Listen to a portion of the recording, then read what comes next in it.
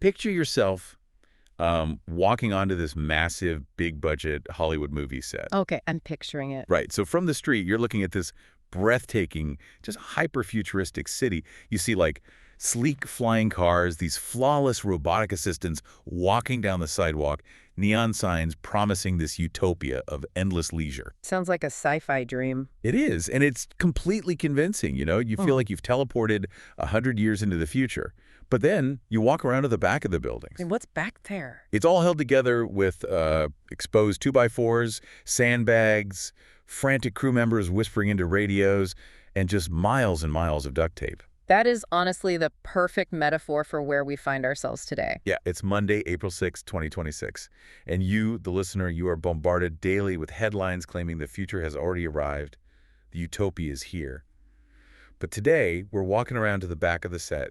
We are cutting through the noise. Because we are living in a moment of extreme technological whiplash right now. Oh, totally. I mean, you open your phone and one notification tells you that a superintelligence has just been born in some server farm. Right. And then the very next notification tells you that a multi-million-dollar robot just fell down a flight of stairs because it, couldn't understand the concept of a shadow. Exactly. And that's exactly why we are doing this deep dive today. We've got this really fascinating stack of sources to guide us. Yeah, primarily drawn from a really rich, multifaceted compilation from the blog Netizen, which is written by Paramendra Kumar Bhagat. Right, and these sources, they capture this exact chaotic snapshot of the zeitgeist. Right. We have these viral, high-stakes debates from tech billionaires playing out on X. Plus some incredibly dense technical analyses on the stubborn physical limits of robotics and edge computing. And then, surprisingly, these really profound spiritual reflections on human identity in the face of synthetic minds. It's a wide spectrum for sure, but an entirely necessary one, because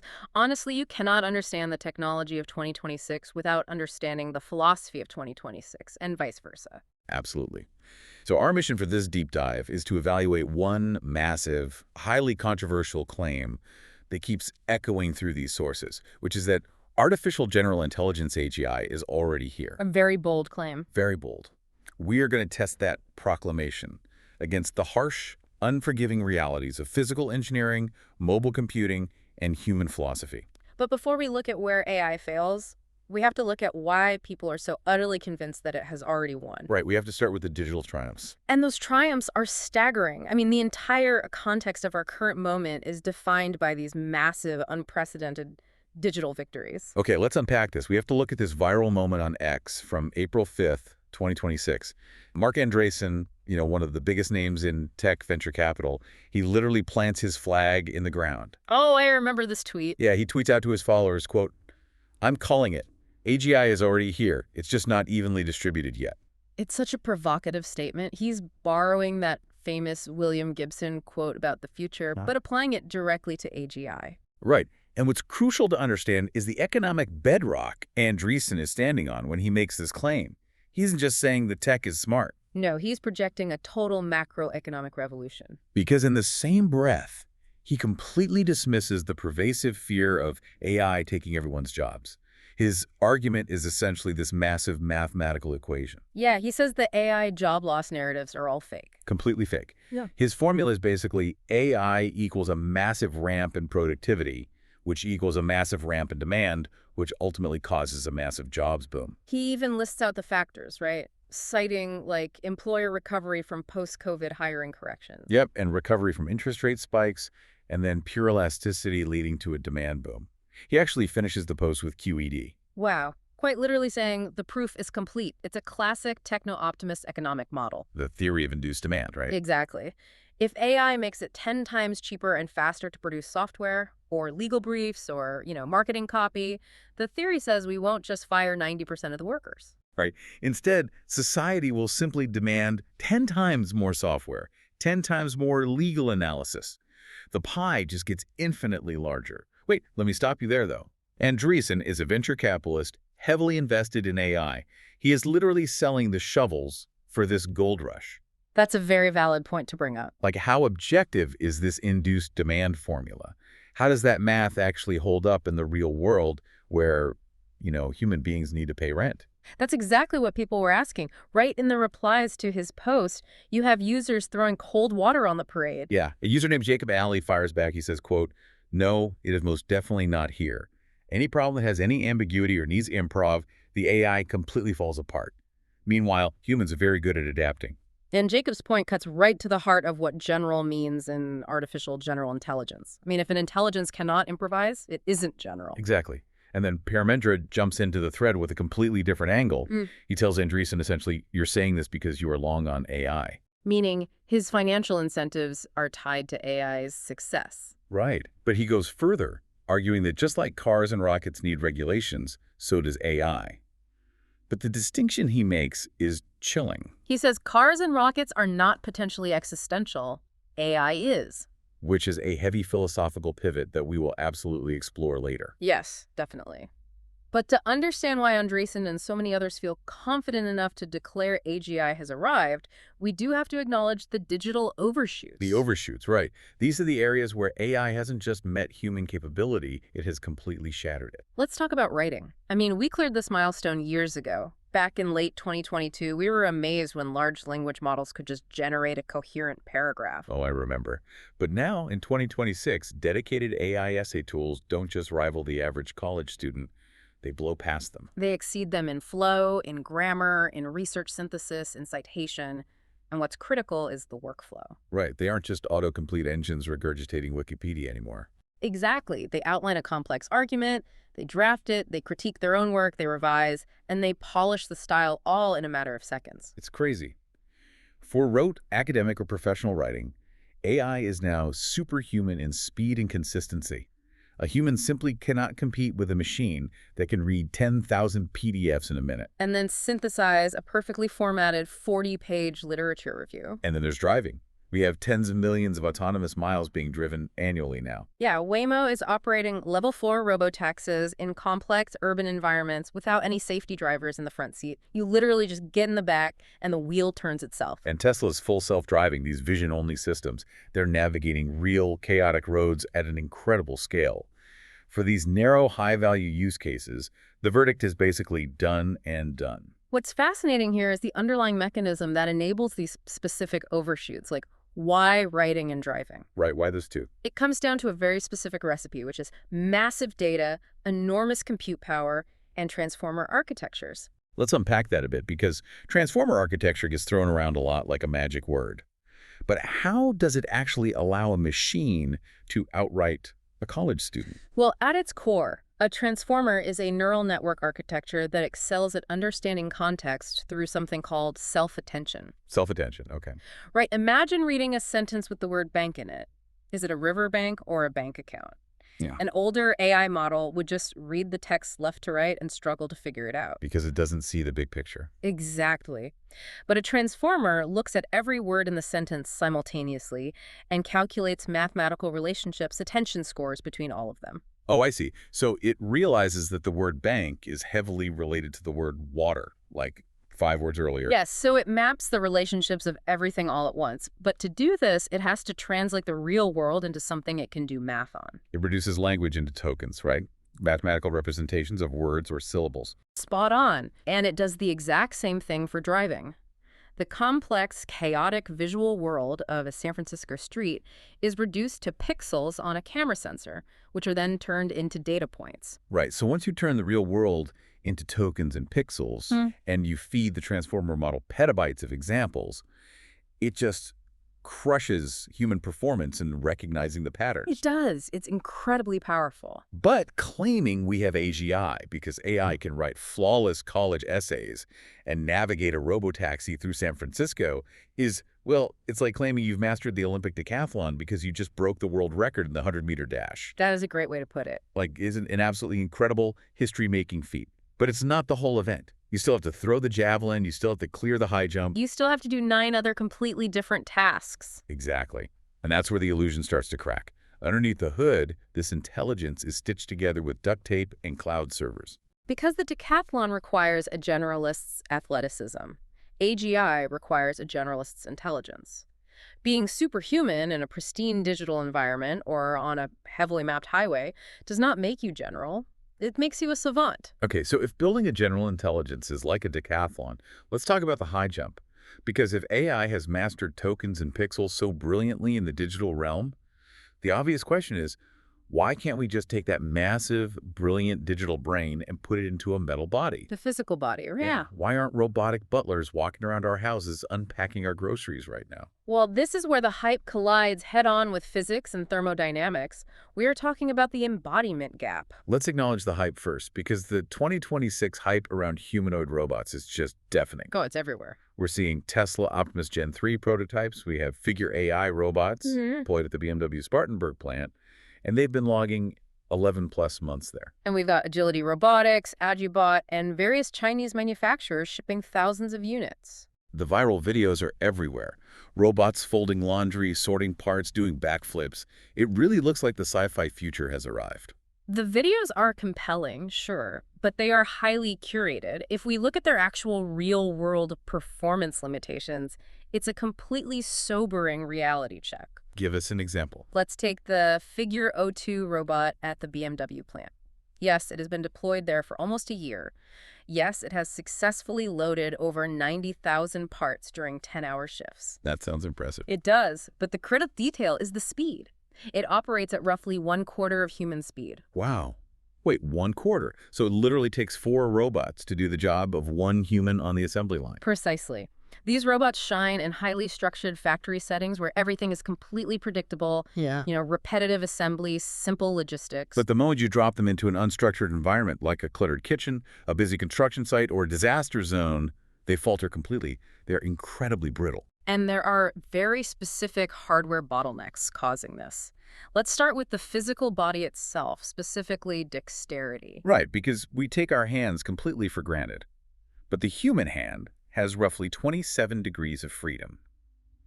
Now, for someone who hasn't taken a robotics course, what exactly is a degree of freedom? Think of a degree of freedom as an independent direction in which a joint can move. Okay. Your index finger alone has multiple. It can bend at the knuckle up and down, that's one. It can splay side to side, that's another. Each joint in your fingers, your thumb, your wrist adds a degree of freedom. Makes sense. But it's not just the sheer number of movements, it's how they work together with our skin, which is embedded with thousands of microscopic tactile sensors. That gives us exquisite force control. Right. Like when you pick up a raw egg or a styrofoam cup of hot coffee, you don't crush it, but you also don't let it slip. Your hand makes thousands of micro adjustments per second based on the friction, the weight, and the squishiness of the object. Yeah. Now contrast that with the state-of-the-art robotic hands in 2026. Take Sanctuary AI's Phoenix hand, which has 20-plus degrees of freedom, or Tesla's 50 actuator designs with, like, 0.08 millimeter precision. They sound incredibly advanced on paper. They do. But they still struggle profoundly with what engineers call in-hand manipulation. They struggle to detect slip reliably. And they struggle with deformable objects. Yes. If you ask a robot to fold a soft sweater, it gets confused because the fabric changes shape unpredictably as it moves. They can't reliably handle fragile eggs without breaking them, or thread a needle, or reorient a tool in a cluttered, tight space. And part of the reason for that is compliance, right? Yes, conventional robots are position-controlled and driven by stiff electric motors. They don't have the compliance, the natural springiness of human muscles and tendons. So they just power through whatever's in their way. Exactly. If a human reaches for a mug and unexpectedly bumps the edge of the counter, our arm naturally complies. The muscles absorb the shock, we adjust, and we keep moving. But if a stiff robotic arm bumps the counter, it doesn't have that biological shock absorption. It might shatter the mug, it might strip its own gears, or its software might just freeze because the physical reality didn't match its mathematical expectation. Yikes. And even if we somehow engineer the perfect compliant robotic hand, we hit the second massive hardware bottleneck, which is power, the batteries. Ah, yes, the energy wall. Current battery life for most 2026 humanoids hovers at just 90 to 120 minutes under load. An hour and a half. It's really not much. To get through a standard 8 to 20-hour industrial shift, you need a massive leap in battery chemistry. We aren't expecting full-day solid-state batteries to be available at scale until around 2035. So right now, you have a robot that works at 1/4 the speed of a human and needs to take a nap every 90 minutes. Exactly. The energy demands are just astronomical. Think about dynamic bipedal locomotion, just keeping a heavy metal body balanced on 2 legs while walking. You are constantly firing actuators to fight gravity. Combine that with dexterous manipulation and running the massive onboard computing required to process all the real-time vision data. And it absolutely devours battery life. Okay, so the hardware is clumsy, it's stiff, and it runs out of juice way too fast. But the deeper problem, the real bottleneck, is actually in the software.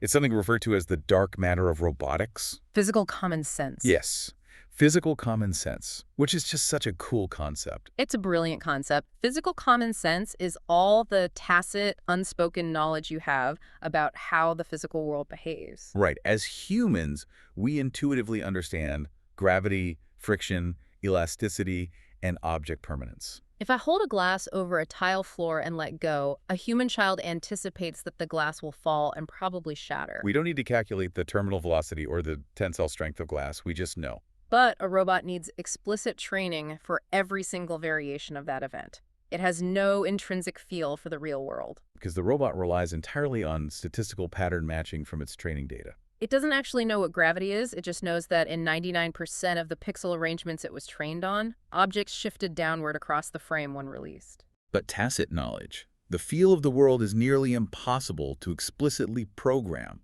It is acquired through lifelong sensoromotor experience. A human toddler acquires it by actually bumping into things, dropping things, putting things in their mouth, feeling the weight and the texture of the world. Here's where it gets really interesting, though. I'm looking at this and thinking, wait a minute.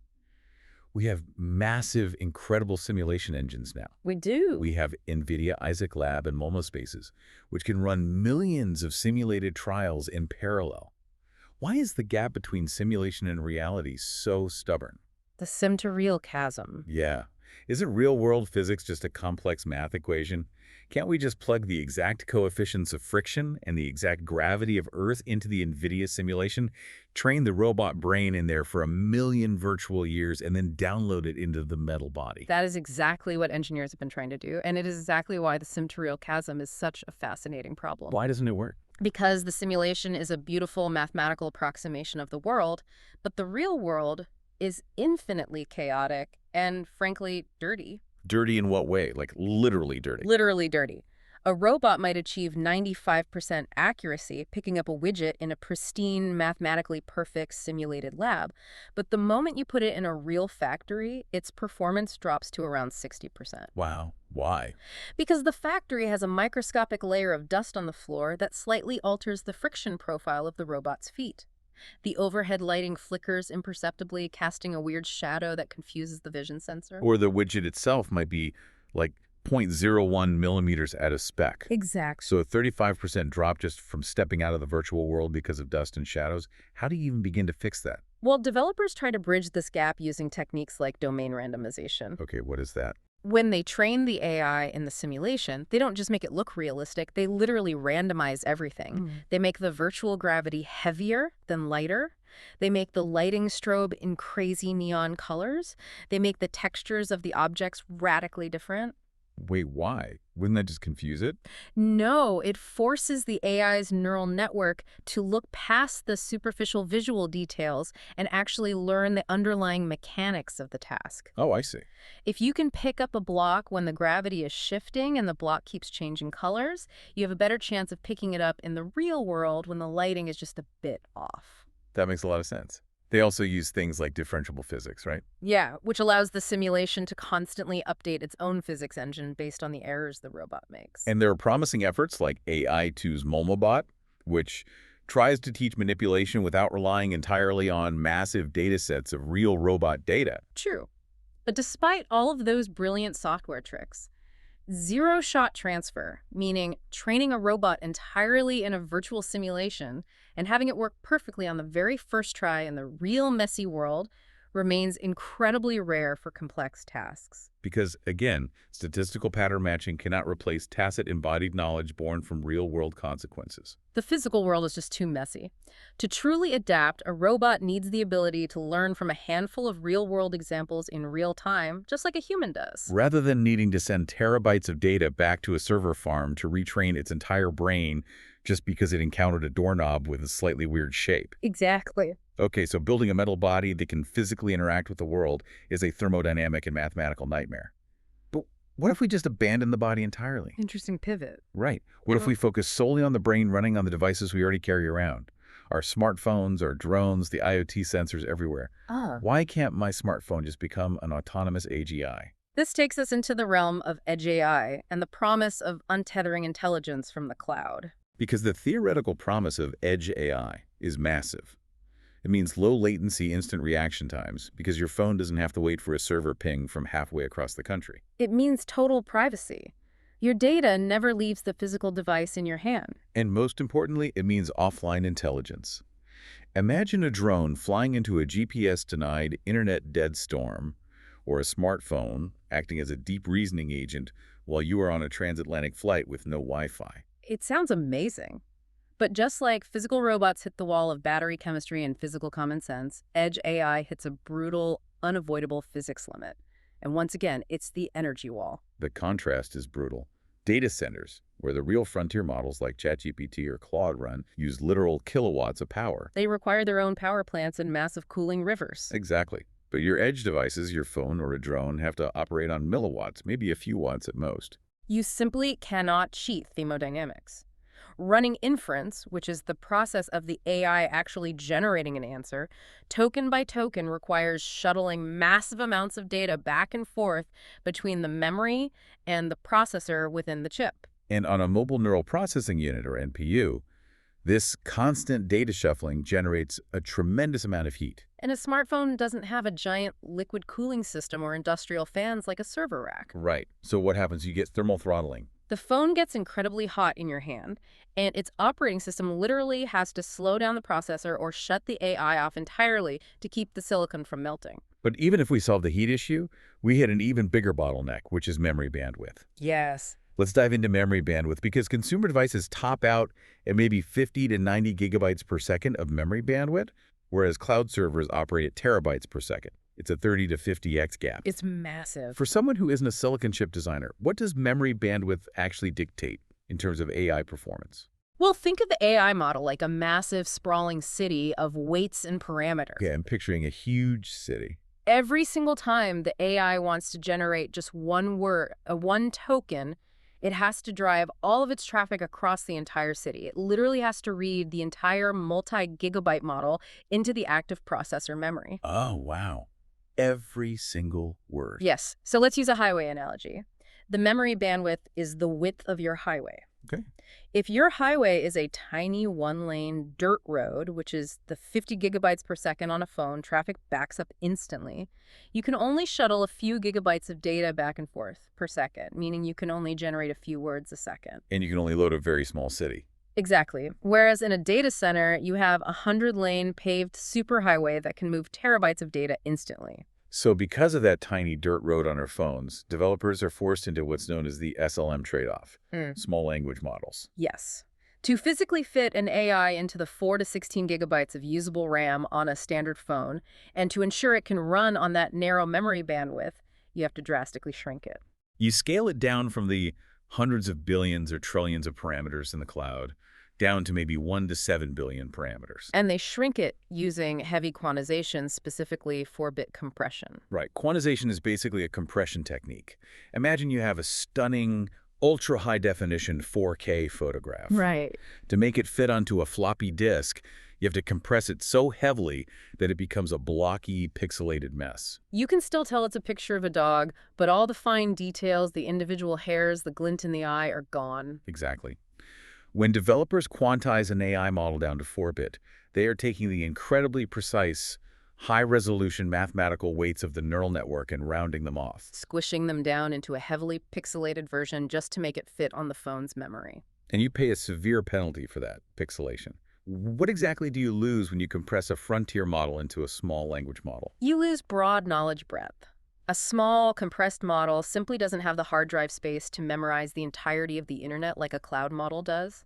And you lose complex, multi-step reasoning capability. Long horizon planning. Plus, the models hallucinate much more on edge cases. So basically, relying on edge AI for true open-ended autonomy is like having a Nobel laureate on a walkie-talkie. A walkie-talkie. Yeah, as long as you have a clear, high-speed 5G signal connecting you to the data center, they sound brilliant and can solve any complex reasoning problem you throw at them. Oh, I see where you're going. But the moment you drive into a tunnel or fly a drone into a canyon and you lose that cloud connection. The Nobel laureate is gone. Exactly.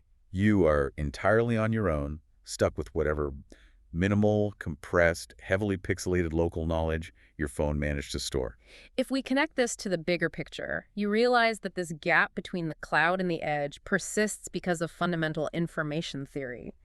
It is not just a software bug that a clever programmer in Silicon Valley is going to patch in a software update next week. Right, it's a physics problem. To achieve true AGI-level embodiment offline, to have a robot or a drone walk into the woods and survive and reason and adapt for a month without a Wi-Fi connection, we need fundamental, paradigm-shifting breakthroughs in hardware. Things like neuromorphic computing, right? Which attempts to literally mimic the biological architecture of the human brain's neurons and synapses in silicon. Or in memory processing, where the computing happens exactly where the data is stored to eliminate that highway bottleneck entirely. We need entirely new ways of building computers, not just smaller versions of existing cloud models. So what is the real-world performance of edge AI right now in 2026? It works wonderfully for narrow, defined tasks. It is fantastic for a drone doing basic obstacle avoidance using its local cameras so it doesn't hit a tree branch. It's great for your phone's voice assistant, setting a timer, identifying a song, or summarizing a quick note. But the moment the AI faces an unstructured, complex reasoning scenario, something that requires true improvisation or broad knowledge, it has to route that query right back to the cloud. It desperately needs the fallback. If the connectivity drops, the capability collapses. Without the cloud tether, we don't have autonomous minds. We just have powerful remote-controlled tools. Which brings us to a really profound pivot point in our deep dive. Yes, it does. We've established the technical reality. Physically, AGI is not here. The robotic bodies are clumsy, stiff, and run out of battery in an hour. And the local, untethered brains are small, thermally throttled, and stripped of deep reasoning. So we have to ask a deeper question. If this technology is so constrained by battery chemistry, friction, and memory bandwidth, why does it feel so existentially terrifying to so many people right now in 2026? Right. Why is there this palpable global panic if the machine can't even fold my laundry reliably? Exactly. To understand that, we have to step entirely out of the engineering lab and into the realm of philosophy and human identity. This part of the deep dive really caught me off guard, but in the best way possible. It introduces a core philosophical teaching from Sadhguru, quote, "I am not my body, I am not my mind." The central argument here is that without this fundamental self-knowledge, humanity cannot truly harvest or safely use AI. It is a precise, piercing diagnosis of the psychological anxieties surrounding artificial intelligence. A brilliant distinction is drawn between what we can call body-level tools and mind-level tools. Let's break that down because it makes so much sense historically. Bicycles, cars, rockets, these are body-level tools. A bicycle extends the power of your legs. A car multiplies your physical speed. A rocket allows your physical body to escape the gravitational pull of the Earth. And how do we as a society treat those tools? We regulate them heavily. Right, we require driver's licenses, we mandate seatbelts, we enforce speed limits, we build entire traffic control systems. Why? Because they can physically kill us if control slips, but, and this is the crucial point, they do not threaten our core identity. You don't feel fundamentally less human or less valuable as a person just because a car can roll down a hill faster than you can run. But AI is fundamentally different. AI is a mind-level tool.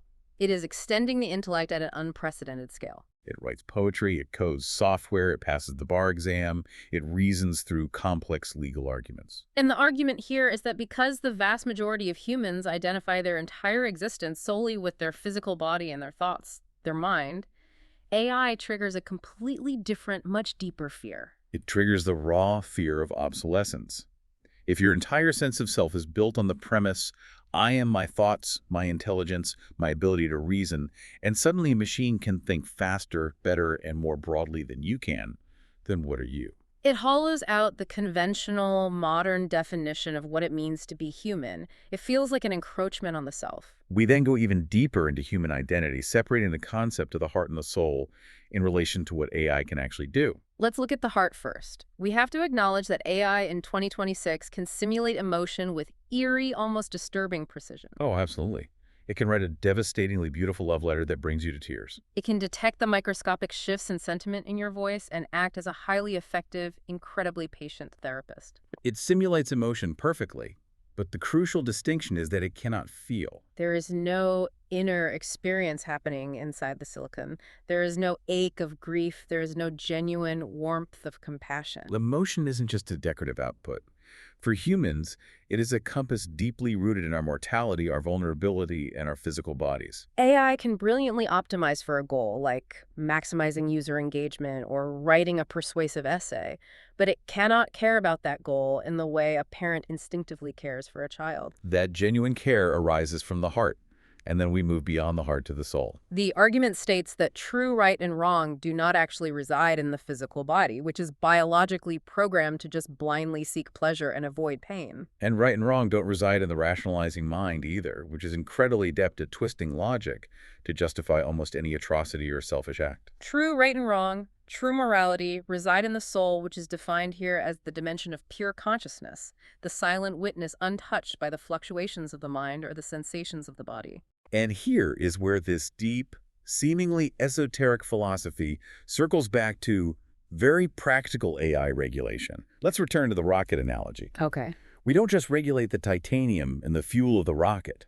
We regulate who gets to fly it. We send highly trained astronauts who have undergone years of grueling psychological preparation. Who have deeply confronted their own mortality and who have achieved a level of supreme inner stability. So what does this all mean for AI? The argument is that the people currently shaping, deploying, and regulating AI, the tech executives in Silicon Valley, the politicians in Washington, the global policymakers, they desperately require an analogous inner spiritual preparation. If you are regulating or building AI without the foundational knowing that I am the soul, not just the mind, your regulations and your business models will inevitably stem from fear, from greed, or from intellectual arrogance, rather than from actual wisdom. Let me play devil's advocate for you listening, because this is a massive pivot. Go for it. We've gone from talking about memory bandwidth and battery chemistry to discussing the soul. How exactly does someone harvest AI, as the phrase goes, just by sitting around meditating on the fact that they aren't their mind?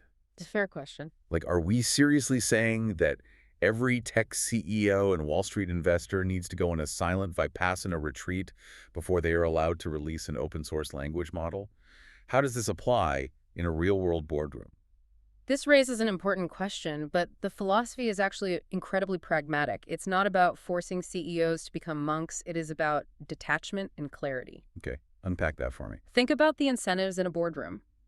If a CEO identifies entirely with their intellect and their ego, and they are building an AI that is demonstrably smarter than them, they will react in one of two extreme ways. Which are? They will either be terrified of it and try to aggressively suppress it, or they will blindly worship it, optimizing solely for profit and efficiency while surrendering human agency to the machine. Ah, so it's a reaction based purely on survival of the ego. Precisely. But if a human acts from what we're calling the soul level, meaning they are anchored in a profound sense of self that is completely unthreatened by a machine being better at math or writing code, the AI stops being an existential threat entirely. It just becomes a neutral tool again, like the bicycle. Exactly. It becomes a profound tool for human flourishing. Because you are not personally threatened by it and your ego isn't tied up in being the smartest in the room, you can clear-sightedly direct its immense power towards solving complex problems. Like medical research or energy distribution. Yes, rather than using it for ego-driven optimization, zero-sum corporate competition, or creating addictive algorithms, you guide the mind's greatest creation with the heart's wisdom. It's about completing the human being first, before we hand them the ultimate mind tool. That is exactly it. That is a staggering way to frame the entire AI safety debate.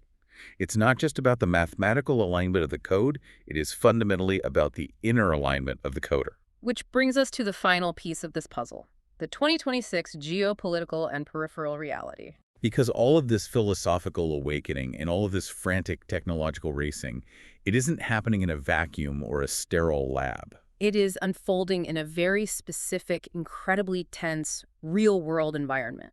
And before we delve into the specifics of this environment, I think it is crucial to state clearly for you listening, we are maintaining absolute neutrality here. Absolutely. The geopolitical events and political figures we are about to mention are drawn directly from the source material we are analyzing. We are simply reporting these elements to accurately reflect the intense, chaotic backdrop of the week of April 6, 2026, as captured by the author.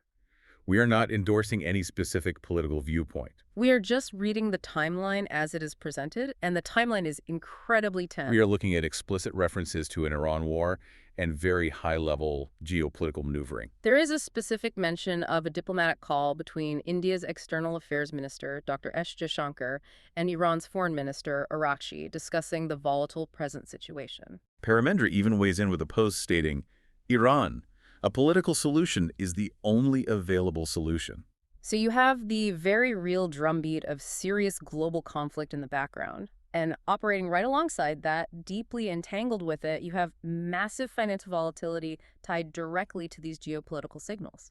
The sources note that Bitcoin prices briefly topped $70,000, explicitly driven by market reactions to Donald Trump's signals regarding Iran. You also have Tether pushing for a massive $500 billion valuation in a new funding round. The economic stakes playing out in real time are just astronomical. And in the exact same week, against this backdrop of potential war and wild crypto swings, you have concurrent massive technological leaps continuing unabated. The sources list the release of new open-source AI models like Google's Gemma 4. There are headlines about Claude code agents bringing chaos and entirely new realities to software workflows. And almost unbelievably, amidst all this earthly chaos, humanity is making spaceflight history again, with the Artemis 2 mission arriving in lunar space for its trip around the moon. And the author, Paramendra, ties all of this chaotic, explosive, multi-directional progress back to that spiritual lens we just discussed.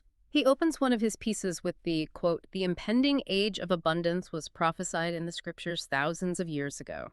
It is wild to just sit and think about the reality of 2026 as painted by these sources. We are literally launching human beings back to the moon. We are watching decentralized crypto markets swing wildly by the hour based on the threat of war. And simultaneously, we are sitting in labs trying to build synthetic minds while realizing we might not even understand our own souls. Yeah. It is a time of extreme, almost unbearable juxtaposition. And that extreme juxtaposition perfectly illustrates why the argument that spiritual maturity is no longer optional carries so much weight. When the world is this interconnected, when financial markets react in milliseconds to geopolitical rhetoric, And when we are actively deploying mind-level tools that can generate code, synthesize information, and launch cyber attacks at superhuman speeds, the stakes are simply too high for reactive, fear-based, ego-driven leadership. The incredibly fast-moving, high-stakes reality of the world proves the absolute necessity of that grounded inner stability. which brings us to the end of this deep dive. Let's pull all of these threads together. We started with a massive viral claim. AGI is already here. After looking behind the Hollywood facade of the tech world, the verdict from our analysis of the physical and philosophical realities is clear. AGI is not here yet. What we have is a collection of astonishing, narrow digital triumphs. We have absolutely mastered the art of pattern matching tokens for language and pixels for vision. But the journey to true, generalized, embodied intelligence is currently stalled. It is stalled by the physical realities of robotic bodies that lack the delicate compliance of human dexterity and drain their batteries in 90 minutes. It is stalled by the thermodynamic energy walls and memory bandwidth limits of edge computing that choke off complex reasoning on local devices. It is stalled by the massive missing piece of physical common sense, the tacit, deeply felt knowledge that can only be learned by living in the messy, chaotic physical world, not just simulating it in a pristine virtual lab. And above all of those massive engineering bottlenecks, the arrival of AGI is fundamentally a test of our own psychological and spiritual readiness. So for you listening, as you scroll through your feed tomorrow and the hype machine inevitably tries to tell you to either panic about the imminent robot apocalypse or blindly celebrate the arrival of a frictionless utopia. Remember the duct tape. The reality is far more nuanced. It demands patience. It demands rigorous, grueling engineering to actually solve the physical embodiment gap. It demands an honest, mature assessment of what true intelligence and true humanity actually means. It does. And we want to leave you with a final thought to mull over, something that builds on everything we've wrestled with today. We've talked endlessly about the hardware and software bottlenecks preventing AGI. But let's imagine a future where we actually solve them. Let's say we conquer the thermodynamic energy wall. We build a robotic hand with perfect biological compliance. We finally bridge the sim-to-real chasm. And we create an AI that can flawlessly mimic the empathy and warmth of the human heart, completely untethered from the cloud. If technology eventually does solve all the physical bottlenecks, wait, scratch that. If technology does solve all those bottlenecks, will humanity actually be spiritually prepared to share the world with it? Or will we just find ourselves standing on that perfectly constructed Hollywood movie set, still fighting each other over who gets to hold the remote control? That is the ultimate question of the age of abundance. Thanks for taking the deep dive with us.